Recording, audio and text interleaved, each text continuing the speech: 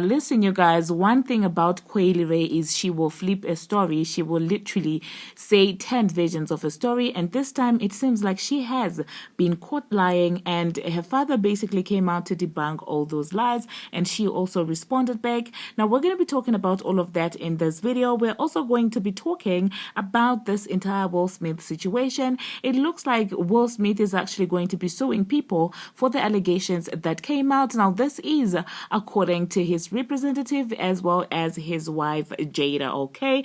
And at the same time, you guys, more footage recordings are actually coming out, and as far as the Keke Palmer situation is concerned, and Usher is out there catching strays in this entire situation. And I do not know which one of you put pressure on Megan. Now she is not gonna stop posting all those body working out kind of videos.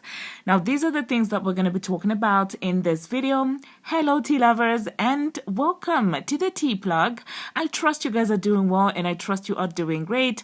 Personally, I am doing great, you guys. I am doing amazing. And without further ado, let us dive straight into today's tea.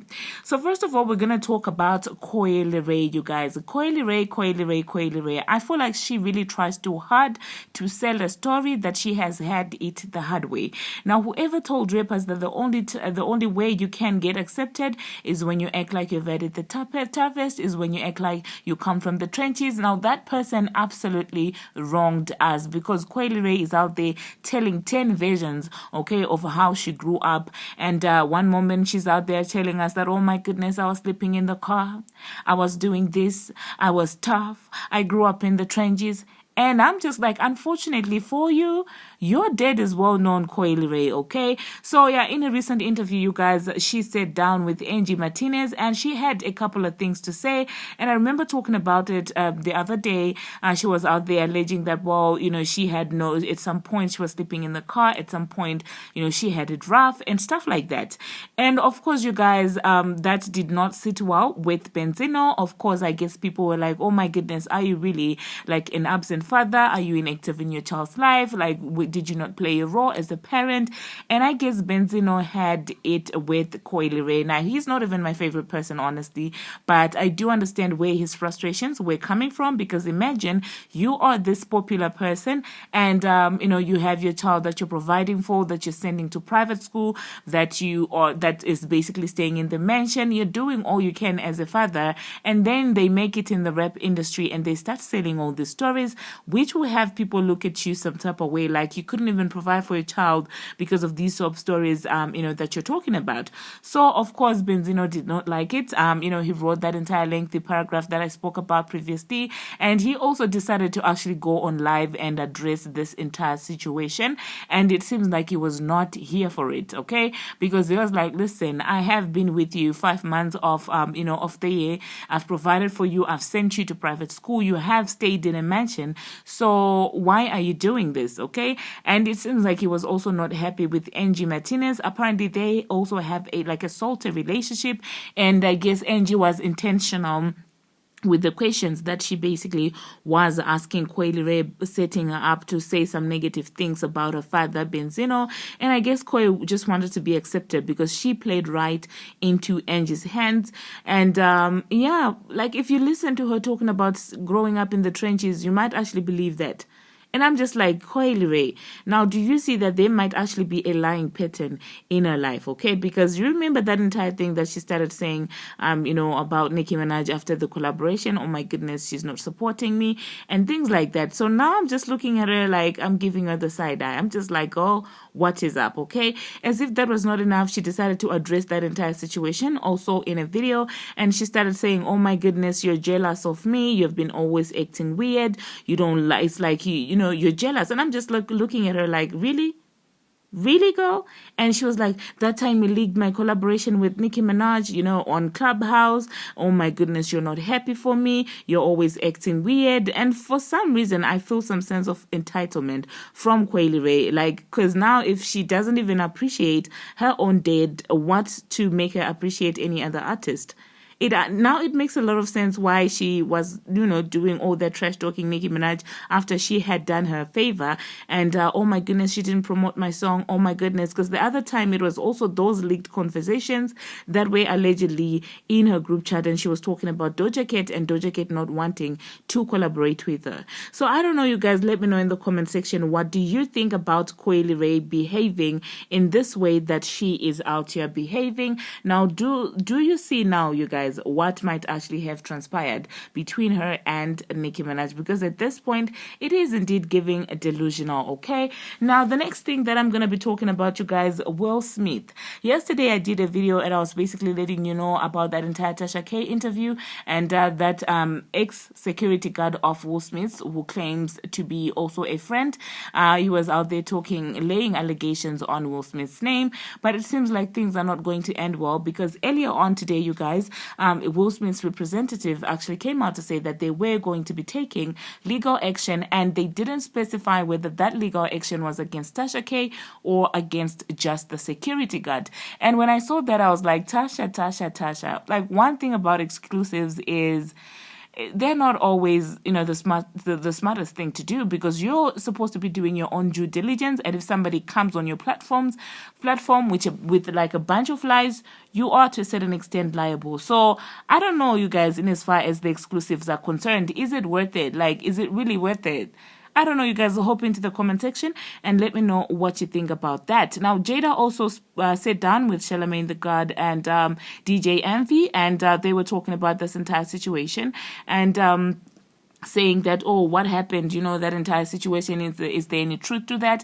And Jada was like, oh my goodness, there's no truth in that, but one truth that we will tell you is that we will be seeking legal action. And Jada made it seem like, oh well, that legal action is going to be against the security guard. So hopefully it's going to end there. Hopefully Tasha is not going to be dragged in yet another court case, because one thing about the Smiths is that they do not play. Okay, they don't play. You saw how they held Jordan down, and if you think that they will not take everything that you've ever worked for, then you must not know them. I don't know, you guys. Hop into the comment section and let me know what you think about that. Now, do I believe Jada when she was out here debunking the Will Smith rumors?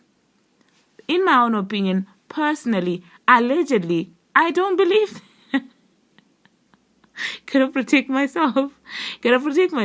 So allegedly, in my own opinion, okay, I really don't think that there's truth to that. In my own opinion, I feel like Jada will do whatever it takes if she wants to protect Will. So I'm just gonna be like, okay, if you say so, if you say that this is a lie, fine, we'll believe it. I just don't want another red table talk where you sit down and you guys start opening up about that, because you've already debunked that. Okay, the next thing that I'm going to be talking about, you guys, Keke Palmer and, of course, this entire baby daddy Darius situation. It seems like each and every single day there are some new facts that are coming out.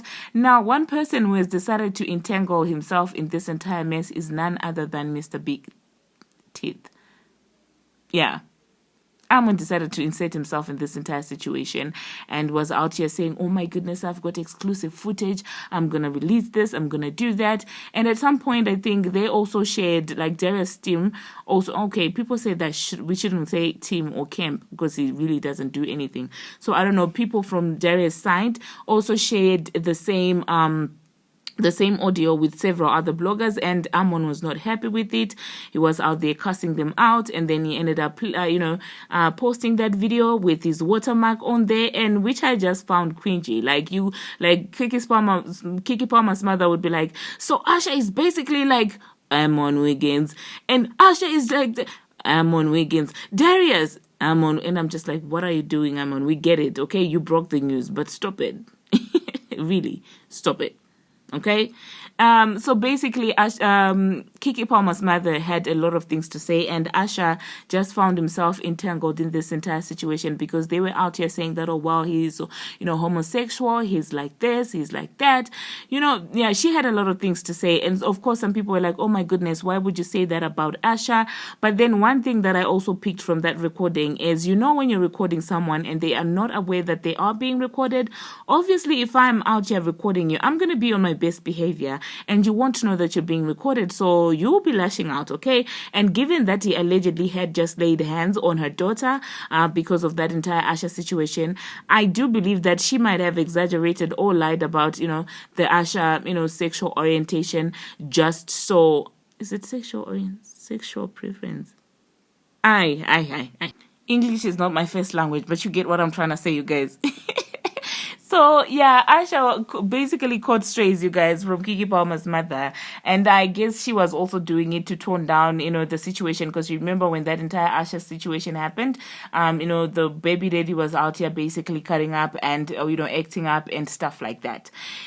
So, of course, some people were like, oh my goodness, why would you say stuff like that? And then she decided to step into the shade room and she said, the lie I told about Asha was to get Darius to stop abusing my daughter on account of his jealousy. So I said he didn't like women for her safety.